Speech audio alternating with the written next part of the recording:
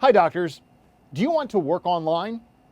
Okay, let's check some available options. Blogging or vlogging. You have enough experience to create interesting blogs or vlogs. You can give tips for the public, highlight mistakes they do, or share your daily life with them and make money from that. Paid surveys. Your opinion is precious for market research companies. They're very interested in your expertise and they'll be happy to pay you for that. There are many websites that connect doctors with market research companies. factmedicine.com is one of them.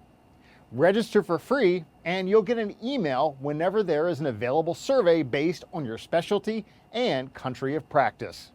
Telehealth. If you hate your daily routine, this option suits you, as you'll work from your home to provide telehealth consultations. Review insurance claims.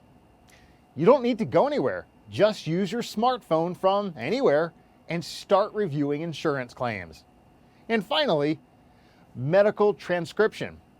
Sure, a bit harder than other options, but still a good choice for young doctors. You're very familiar with medical terminology, and this is why you're the best one who can do this job. Thank you for watching.